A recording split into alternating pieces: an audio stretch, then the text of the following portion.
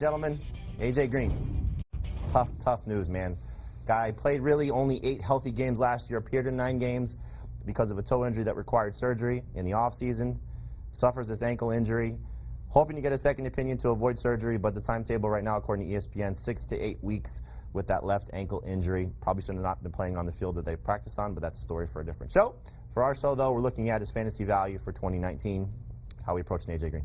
Well, I'm nervous, obviously. It goes without saying. You're not getting the stud talent at full strength. Who knows when he'll be at full strength? Who knows when he'll be back on the field? Here's the truth about A.J. Green. He's 31 years old. He's missed the end of 2 of his last 3 seasons.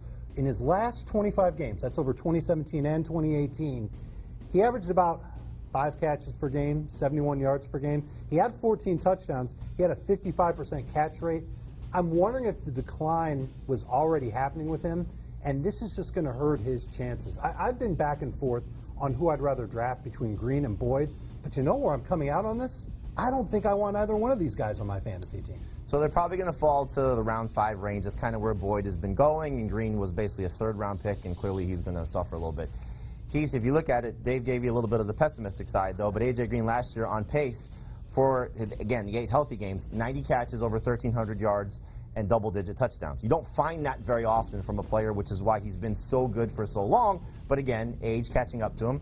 Unfortunately, like you said, Dave, 31, it's his birthday tomorrow, on Wednesday. So bad timing for him to get hurt, and also bad timing because of the contract. So where do you come out on this, Heath, between A.J. Green and Tyler Boyd, and who's the best Bengals wide receiver? Well, I think if you look at those rankings right there, there's a pretty clear cutoff right around Adam Thielen or Robert Woods, where you get into those guys that are low-end number 2 wide receivers, the Chris Godwins, the Kenny Gallaudays, the DJ Moores, but really their upside this season is probably still just a high-end wide receiver too, and that's kind of the range where I would rather take A.J. Green than those guys, because I expect that, and maybe it takes until week 4 before he's back at 100%, but I expect when he comes back and is 100%, he's giving me low-end number 1 wide receiver production.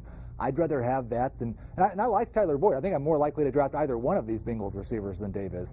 But I'll take A.J. Green at the 4 or 5 turn. I'll take Tyler Boyd right in that same range. I just look at it as if I get 13 games, because that's what the timetable I'm going on right now. 6 to 8 weeks from the injury would put it missing week 3 if it's at the full end of right. That's being pessimistic. The absence. Yeah. So if he is out for the full 8 weeks, you're talking back week 4. He would miss the game against Seattle, San Francisco, Buffalo.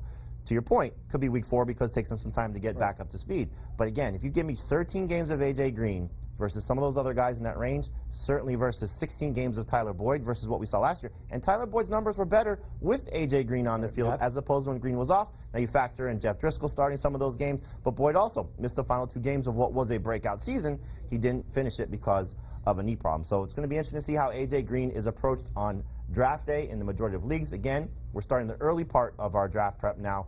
Most drafts are going to happen toward the end of August, so we'll see where A.J. Green's status is at that point. And as I think we'll all tell you, Joe Mixon not really affected by this injury. He's still a borderline 1st round, early 2nd round pick, a top 10 running back in most formats.